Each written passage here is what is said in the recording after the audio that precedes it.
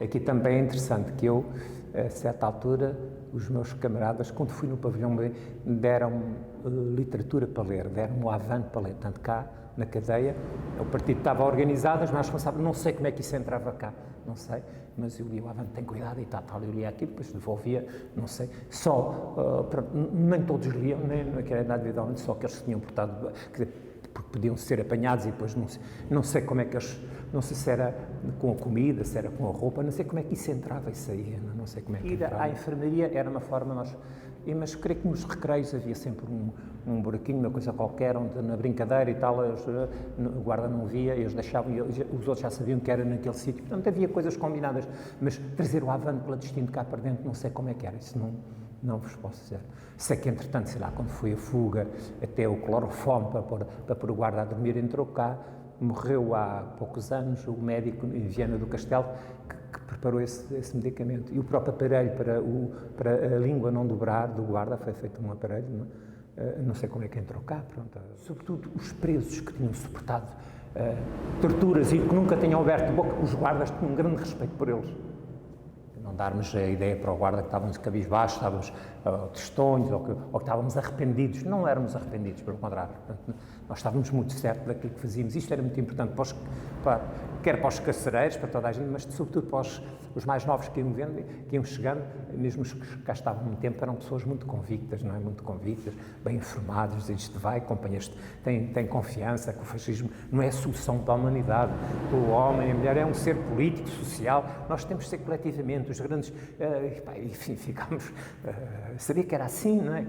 E depois, de acordo com as capacidades de cada um, e sabíamos que era assim, necessário haver comissões, sindicatos, que as pessoas sejam organizadas, que participemos coletivamente. A sociedade não é só de uma pessoa, é de todos nós. O mundo terá que encontrar soluções novas para a organização social dos povos e não pode haver muita gente tão mal e outros tão bem, quer dizer, as coisas têm que ser, equilibradas, não é? As pessoas nascem todas nuas, e depois, enfim, mas depois deixam logo, não é? Alguns que nós já nascem ricos, já têm chofeiros para levar, e outros, coitados, ainda têm que ir descalço para a escola. Todos nascem iguais, todos têm que ter condições iguais, é como uma pista, como uma meta, todos devem partir ao mesmo tempo. Depois uns têm mais... Enfim, havia muitos exemplos assim, e isto ajudou-nos muito a alargarmos a nossa consciência, porque, no fundo, grande parte das pessoas eram operários, trabalhadores, era operário, tipógrafo, e isso ajudou-me muito na minha vida. Diziam os nossos companheiros que anos antes não deixava, dizer, fala mais alto, não quero grupos, não quero... Mas quando aqui já próximo do 25 de Abril, circulávamos, eles estavam sempre um guarda, tinha um posto, estava sempre a ver, e nós circulávamos, punhamos uma rede e jogávamos também, tínhamos uma bola e fazíamos movimento. Havia alguns que até corríamos, aqui neste pátio corríamos sempre à volta, recordo-me o Gervásio, tinha sempre uma hora e tal, ela conseguia correr, não é? Então fazíamos, também era a nossa a fazer flexões, não deixarmos engordar, porque as pessoas quando têm pouco movimento depois começam a engordar, era bom termos, gostarmos de nós próprios, sentirmos fisicamente bem, não é? Nesse sentido, a nossa massa muscular, fazendo que mesmo aqui fazíamos uma espécie de flexões, movimentos diversos, não é? Para mantermos bem. Houve muitas mais prisões que pessoas que tiveram muito tempo no governo civil, em esquadras. Tenho comigo umas fichas que semanalmente eram enviadas para o Salazar, em que dizia quantos estão em agradorismo, estão em Caxias, e recordo-me, uma das fichas estão 230 pessoas em esquadras, e enquanto em Peniche estão 171. Quer dizer, há mais gente em esquadras do que em Peniche. Isto são informações fabulosas. Mas nós não temos as fichas, não? Pois, estão no fecheiro, estão no arquivo do Salazar. Portanto, há muita coisa ainda a desbravar para tornar a dar a conhecer.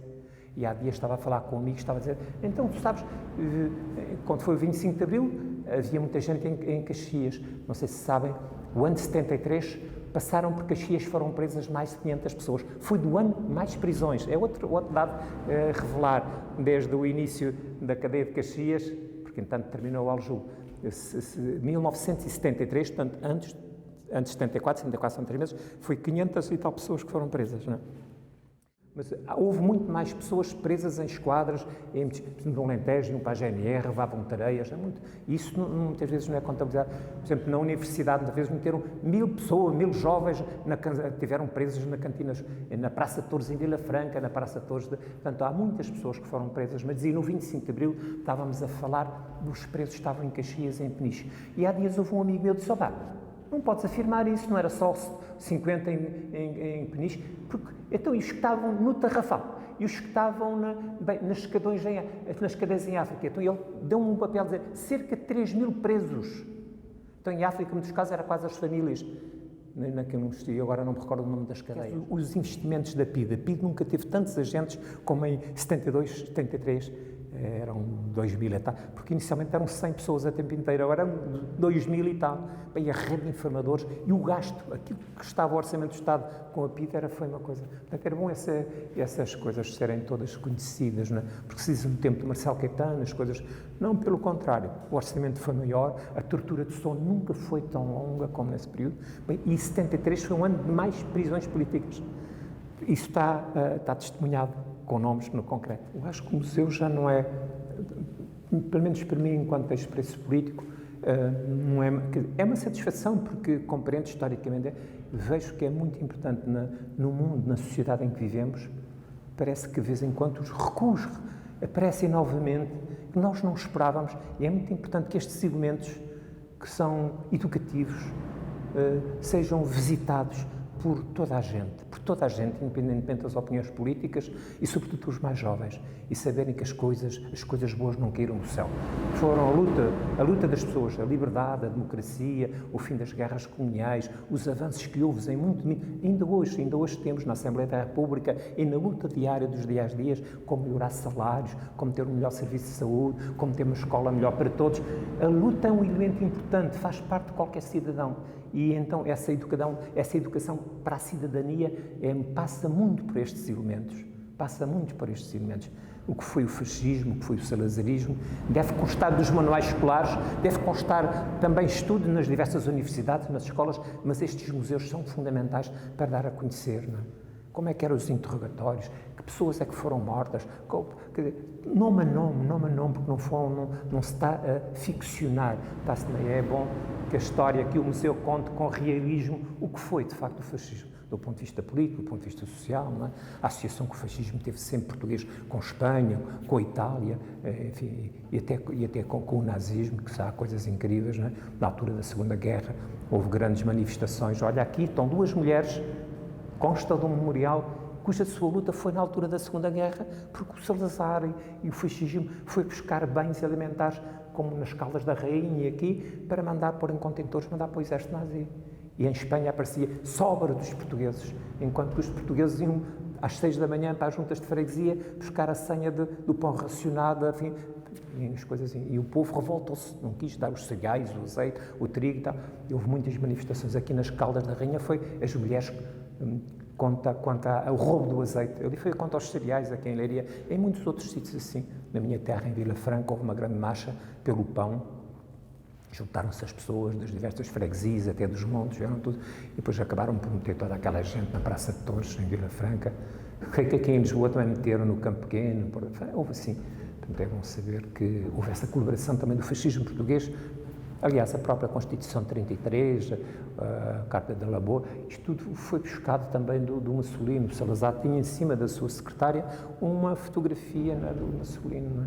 Foi o seu ideólogo, não é? A institucionalização do fascismo a partir de 33 passou muito por aí. A televisão foi importante porque foi através da informação que conseguimos a informação sobre o 25 de Abril. Exato, pela televisão, souberam. Eu recordo-me um dia, era para aí 10h30 da manhã, já sabíamos que havia muitas lutas na zona de Lisboa, já sabíamos que no 16 de março tinha sido uma coluna militar das Caldas e depois foi travada a entrada de Lisboa e que essas pessoas foram presas, 200 jovens soldados e mais uns oficiais, e que alguns tinham ido já para os Açores, outros para a Tarfaria, mas que o movimento continuava, mas não sabíamos mais nada, sabíamos que havia muitas lutas nas empresas na zona de Lisboa e do Porto, as coisas e tal.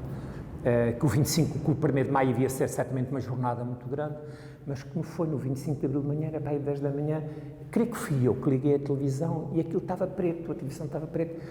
Não há eletricidade, mas havia eletricidade, havia até música de fundo, Eu chamei o Ângelo, ao Ângelo, estás a ver isto, muito esquisito. E ele diz, pois é, pá, pois é, então, mas isto dá eletricidade, qualquer avaria da televisão, mas não, está a música de fundo. Depois daí para um bocadinho vem dizer, não me recordo se legendas, se uma cara, vem dentro do momento, esperamos a todo momento poder ler um documento do movimento das Forças Armadas. Chamámos logo a atenção, chamámos logo os companheiros e tal, e depois um bocado, não sei a que horas foi, mas creio que ainda no decorrer no final da manhã, houve uma leitura do documento, dizer, o movimento das Forças Armadas pede à população para ficar em casa, estão a decorrer operações militares, queremos ser restituída a liberdade, enfim, um pouco desenvolvendo um pouco do programa do movimento das Forças Armadas. Foi quando reunimos logo todos ali, ficámos por saber afirmações, vimos os guardas muito atrapalhados, os guardas não tinham, não sabiam informações, mas via-se logo que eles sabiam que eles diziam um golpe de Estado, mas diziam, nós temos servido de uns, mas agora nós somos funcionários, e como que eles, não temos culpa nenhuma das coisas que eu falei aqui, né? Mas depois procurámos falar com o chefe dos guardas e com a direção da cadeia e fomos obtendo a informação. Foi-nos dito para a gente manter-se calmos, que não tinham informações, não tinham recebido ainda nenhuma informação de Lisboa a saber como proceder.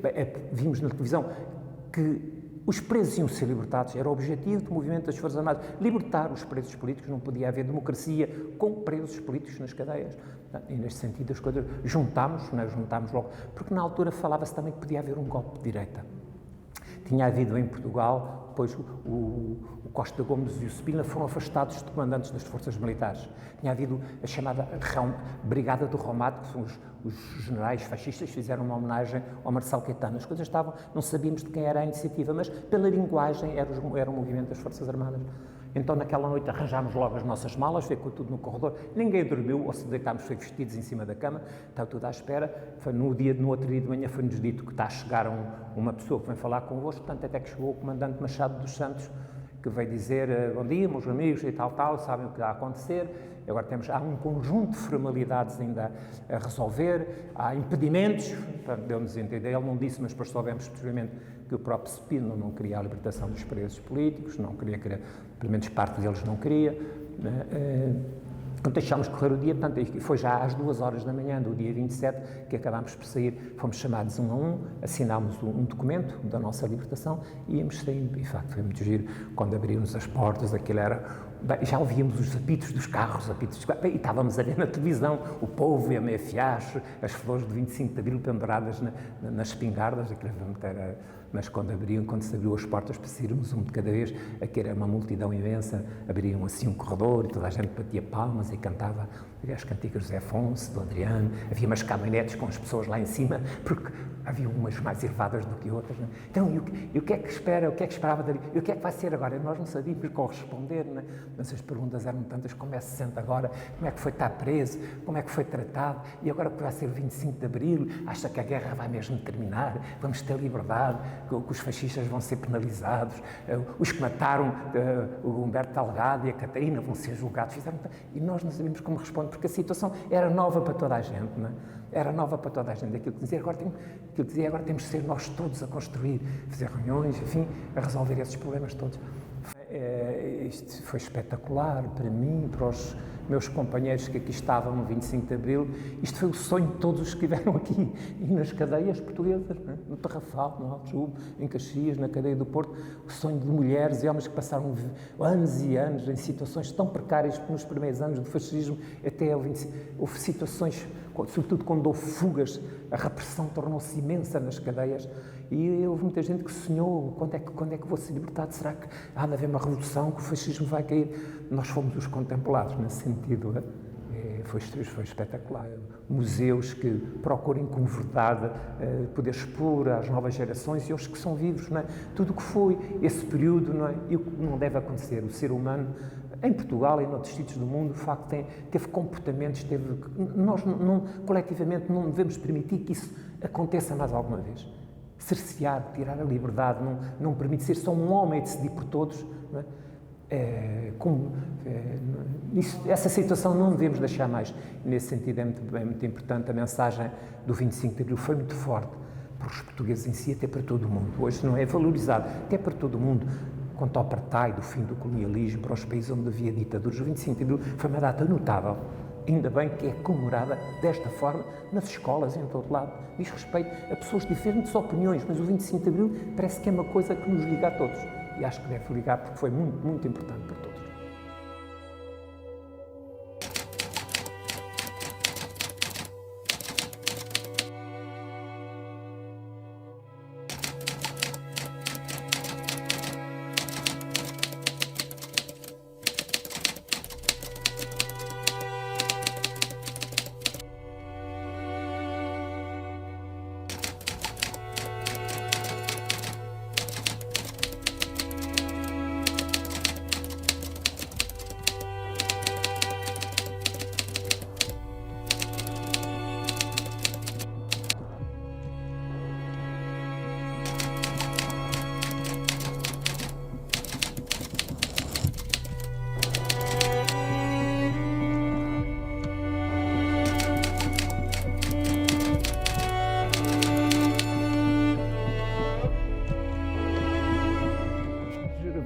Estava lá em cima, aquilo estava assim aberto, aquelas coisas, Pedro, Portanto, então, porque eu estava em contato com ele antes do 25 de Abril, então entrei aqui, levaram-me, subi aqui estas escadas e entrei aqui ao lado direito para uma das salas.